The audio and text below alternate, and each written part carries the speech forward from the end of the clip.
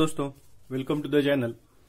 हम इलेक्ट्रोस्टैटिक्स पे डिस्कशन कर रहे थे और पिछले लेक्चर में जो मैंने कम से कम 4 से 5 दिन पहले लिया था उसमें हमने इलेक्ट्रोस्टैटिक्स के हर एक्सप्रेशन को इन टर्म्स ऑफ चार्ज क्या कर लिया था, कंप्लीट कर लिया था।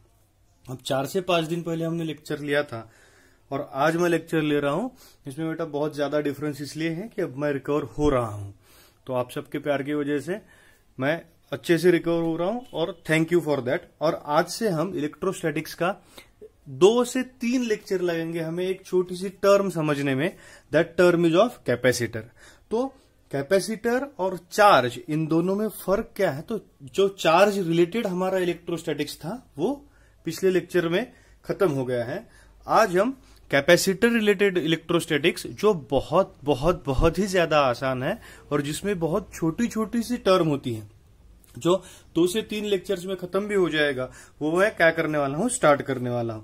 तो सबसे पहले आप सबको गुड मॉर्निंग, गुड इवनिंग और गुड आफ्टरनून, जहां से भी आप देख रहे हैं। बेटा पढ़ते रहिए, आप सब मुझे होमवर्क भेज रहे हैं, प्यार भेज रहे हैं, तो आप सबके लिए मैं पढ़ाता रहूंगा। और अब हम क्या करेंगे, लेक्चर्स ब्रेक नहीं करेंगे। तो इलेक्ट्रोस्टैटिक्स का 10th लेक्चर हमारा है, जिसमें हम क्या पढ़ने वाले दोस्तों, कैपेसिटर्स पढ़ेंगे और कैपेसिटर्स के कॉम्बिनेशन के बारे में भी पढ़ने की कोशिश करेंगे, सीरीज कॉम्बिनेशन और पैरेलल कॉम्बिनेशन। अब सबसे पहली बात कि आपको कैपेसिटर पता नहीं है कि एग्जैक्टली कैपेसिटर होता क्या है, तो ये सब भूल जाइए।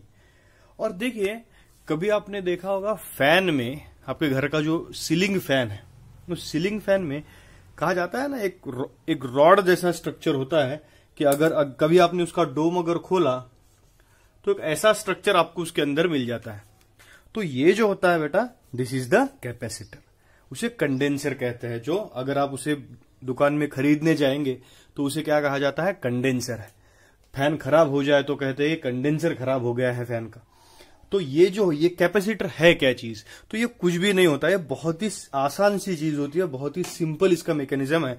ये एक ऐसा स्ट्रक्चर है जिसमें समझ लीजिए 2 प्लेट्स रहेंगी, 2 प्लेट्स या कोई भी 2 सरफेसेस जो एक दूसरे के सामने है, जिसे हम समझ लीजिए इसे 3 डायमेंशनल निकालने के बजाय 2 प्लेट्स एक दूसरे के सामने निकालेंगे, निकाल लिया।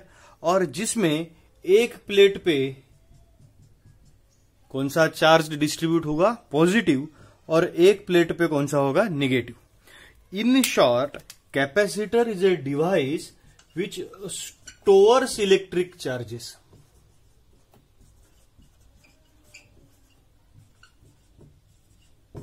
ये आपको समझ लेना है कि क्या कर रहा है ये, इलेक्ट्रिक चार्जेस क्या करेगा, स्टोर करेगा। मैं आपको एक सिस्टम बताता हूं कि एग्जैक्टली होता क्या है।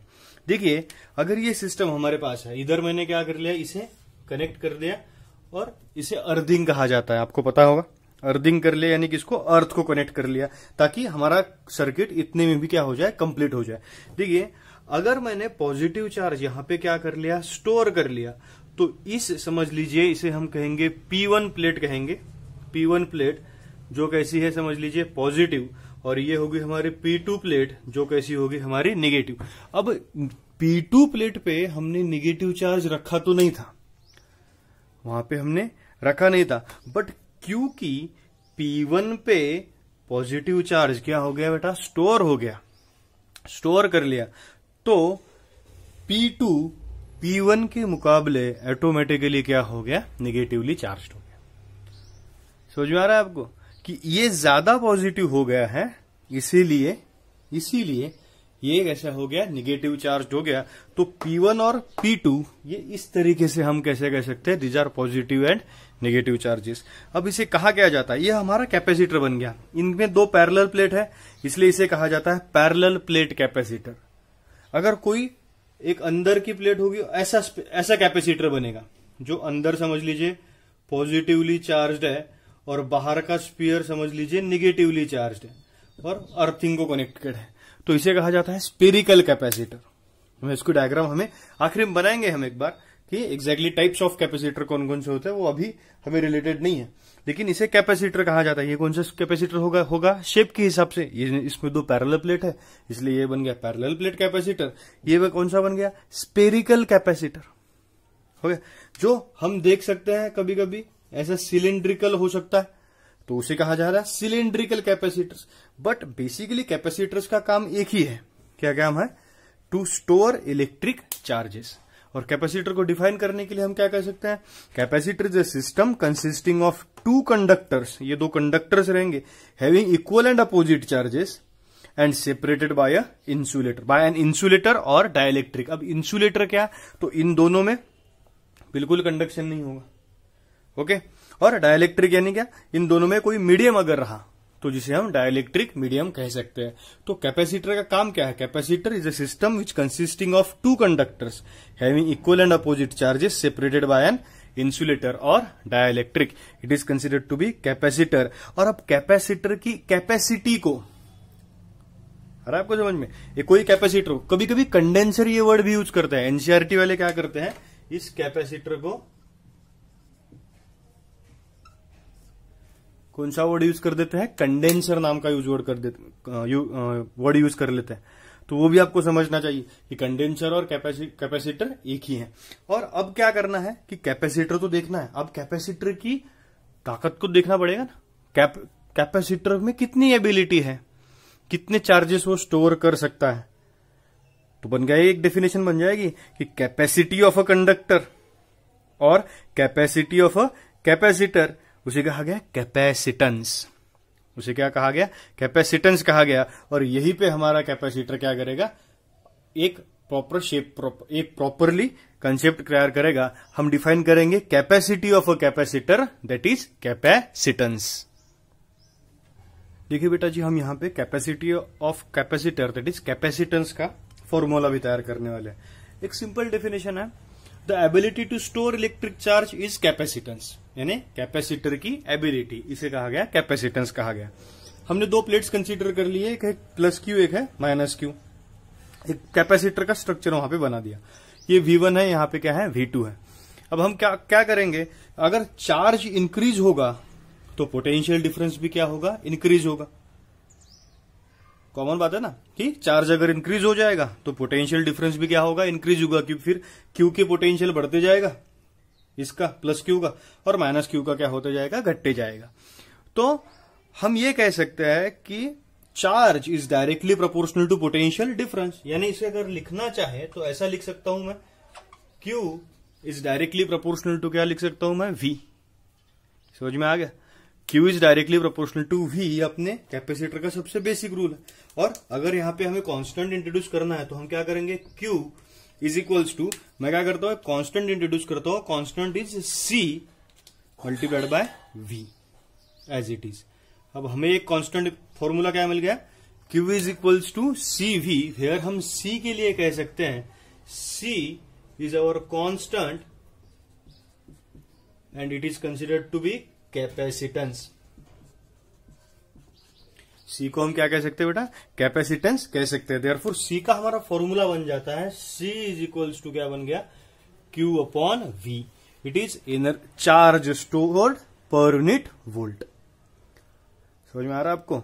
इट इज चार्ज स्टोर्ड पर यूनिट वोल्ट, यानी हम इसे लिख भी सकते हैं चार्ज स्टोर्ड पर यूनिट वोल्ट। अगर हम इसे 1C, अब कैपेसिटेंस का जो यूनिट होता है उसका जो यूनिट है वो है फैरेड। क्या है हमारा? फैरेड करके यूनिट है, फैरेडे ने निकाला था। किसने निकाला था? फैरेडे ने। तो यूनिट क्या है हमारा? फैरेड है। तो अगर हमें 1 फैरेड चाहिए वैल्यू, अगर 1 फैरेड चाहिए तो 1 coulomb of electric charge on 1 volt ऐसा स्टोर करना पड़ेगा। What is 1 farad? 1 farad is 1 coulomb of electric charge stored over 1 volt. इसकी भी डेफिनेशन बनाएंगे, लेकिन पहले ये आपको समझ में आ रहा है कि हुआ आया कहां से कि Q is directly proportional to V। ये बेटा प्रिंसिपल है। किसका प्रिंसिपल?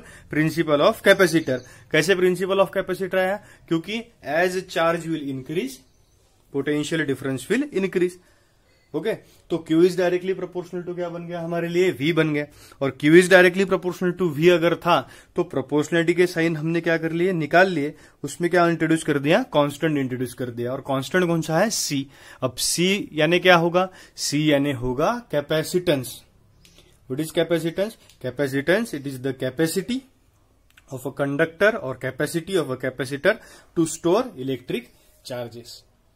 ओके तो उसका हमने फॉर्मूला बनाया C is equals to Q upon V, that is charge store per unit volt. अब C का यूनिट है फैरेड, क्या है फैरेड है, तो फैरेड के लिए हमने फॉर्मूला बनाया कि what is 1 farad, 1 coulomb per 1 volt. इसकी एक बार डेफिनेशन बना लेते हैं ताकि हमें और क्लियरली सब कुछ समझ में आ जाए, और फिर हम इस कैपेसिटेंस के पूरे चक्कर को एक बार सीरीज में इसका अलावा फॉर्मूला ही नहीं है, आप समझ लीजिए यही फॉर्मूला है आपका, Q is equals to CV, C is equals to Q upon V, बस खत्म, बाकी आपका पास फॉर्मूला ही नहीं आएगा।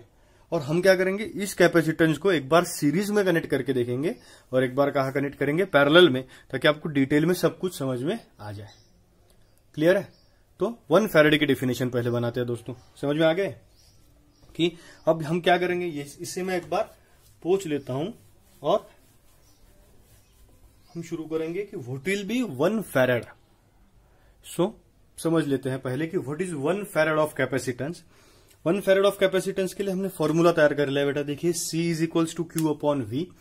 वहां पे जहां पे C क्या है, कैपेसिटेंस है, जिसका यूनिट क्या आएगा, फैरेड आएगा। Q क्या है, चार्ज है, जिसका यूनिट क्या है, कूलम है।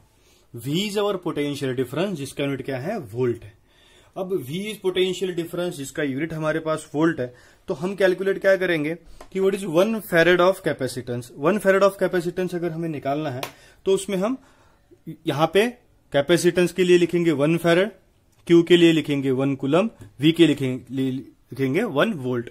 और डेफिनेशन क्या करेंगे, the capacitance is said to be 1 farad if 1 coulomb of charge is stored over 1 volt of potential difference. क्या हो रहा है कि 1 कूलम का चार्ज स्टोर हो रहा है कहां पे, on 1 volt of potential difference. This is our 1 farad of capacitance. और कैपेसिटेंस कहां पे डिपेंड होगा और ज्यादा, कि it will depend on size. इसकी साइज क्या है, शेप एंड सेपरेशन, कि कितना डिस्टेंस है, वो भी हमें बेटा क्या करना है, निकालना है। आप इस पे से इसकी डायमेंशन भी निकाल सकते हो, क्योंकि चार्ज की डायमेंशन आपको न्यूमरेटर में लिखनी पड़ेगी, बाद में पोटेंशियल डिफरेंस की डेफिनेशन डायमेंशन लिखनी पड़ेगी, तो आप दोनों डायमेंशन क्या कर सकते हो, निकाल सकते हो।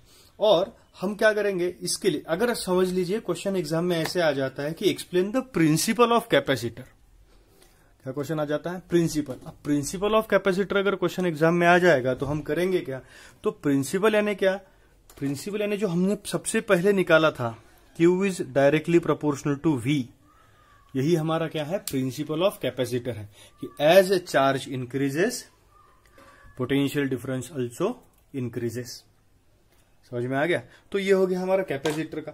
इसे हम क्या करेंगे, जैसे इन पैरेलल प्लेट कैपेसिटर को हम पकड़ेंगे अब, और एक बार कैसे करते हैं, सीरीज में लगाते हैं, देखते हैं क्या होता है, और एक बार कैसे लगाते हैं, पैरेलल में। तो आपने रेजिस्टेंसेस को तो लगा दिया था, अब देखिए एक बार मैं आपको 1 मिनट में रिकॉल कर देता हूं।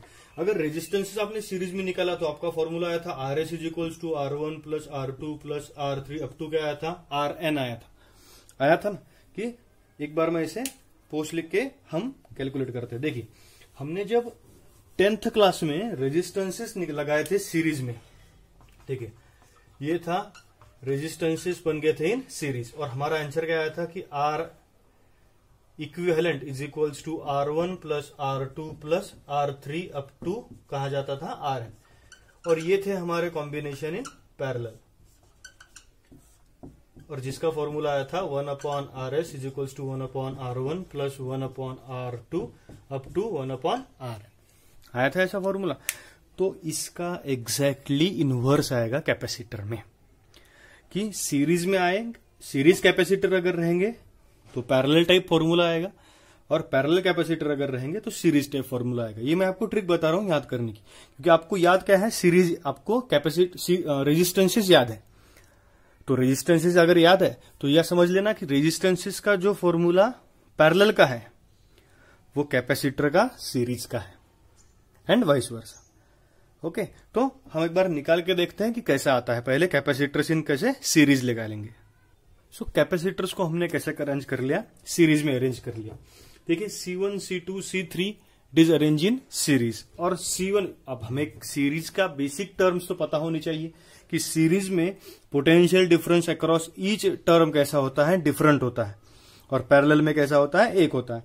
तो C1 के लिए पोटेंशियल डिफरेंस है V1, C2 के लिए पोटेंशियल डिफरेंस है V2 एंड C3 के लिए पोटेंशियल डिफरेंस है V3। अब हम पूरे द नेट पोटेंशियल डिफरेंस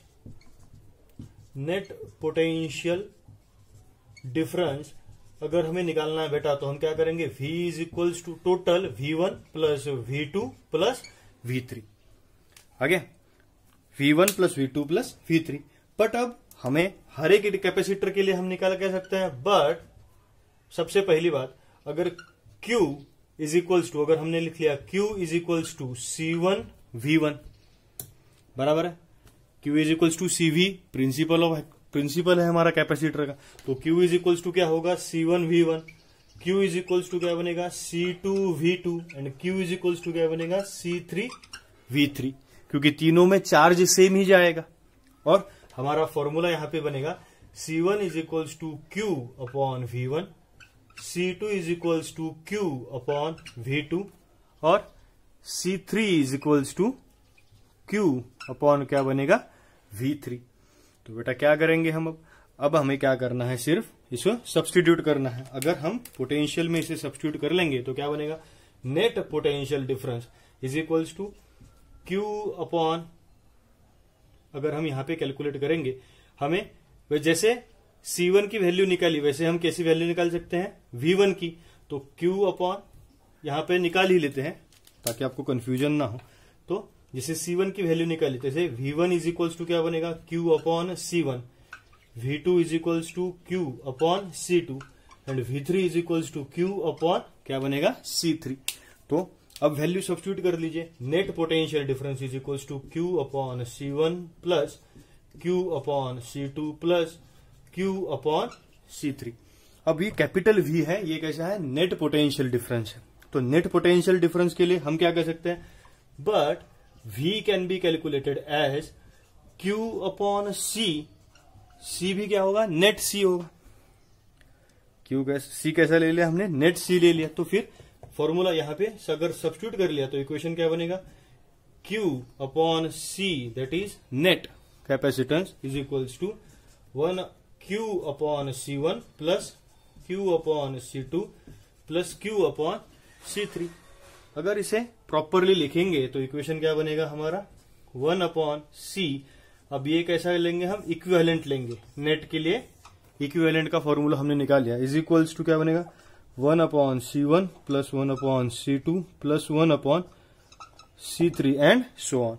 तो ये फॉर्मूला बन गया हमारा किसके लिए, कैपेसिटर्स कनेक्टेड इन सीरीज के लिए। आ गया, क्यों पोटेंशियल डिफरेंस सीरीज कॉम्बिनेशन में कैसा होगा, हर एक का अलग अलग होगा ना बेटा।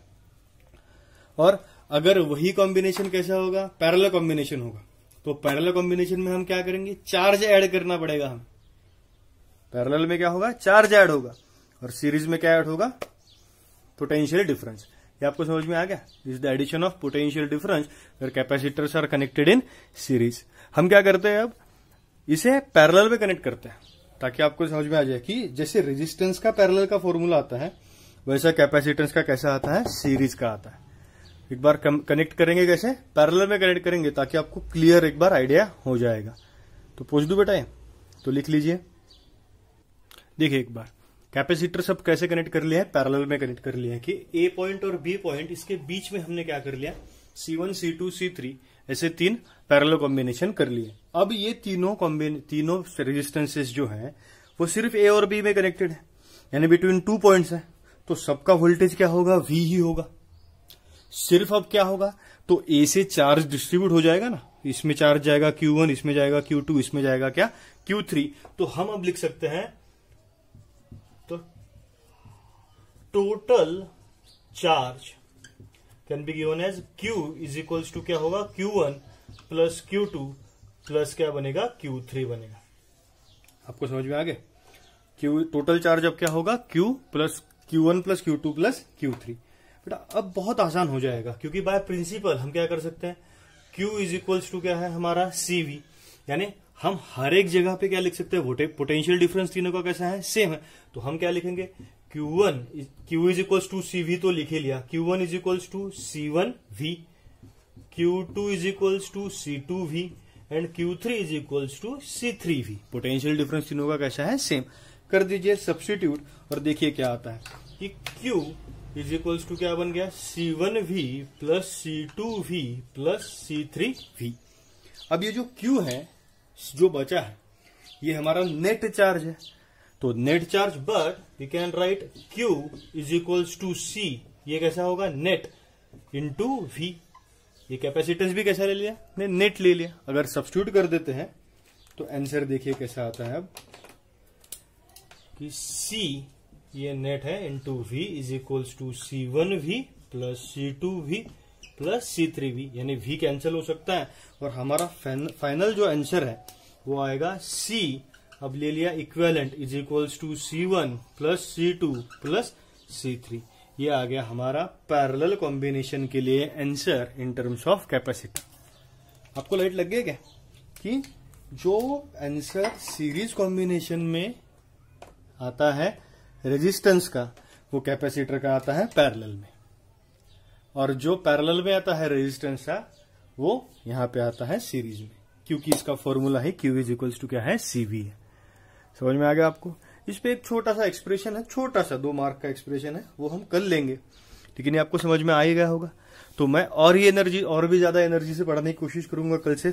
थोड़ा सा मुझे टाइम दीजिए। और बेटा जो पढ़ रहे हैं, मुझे होमवर्क भेज रहे हैं और बहुत ही अच्छे से कर रहे हैं, करते रहिए, बहुत हमें फायदा होने वाला है। मैं पढ़ाता रहूंगा, पूरा सिलेबस मैं पढ़ाने वाला हूँ चैनल में सभी बच्चों के लिए। तो सब अच्छे से बनते रहिए, चैनल को लाइक कीजिए, शेयर कीजिए, सब्सक्राइब कीजिए। मैं पढ़ाता रहूंगा बेटा, आप पढ़ते रहिए। Thank you very much.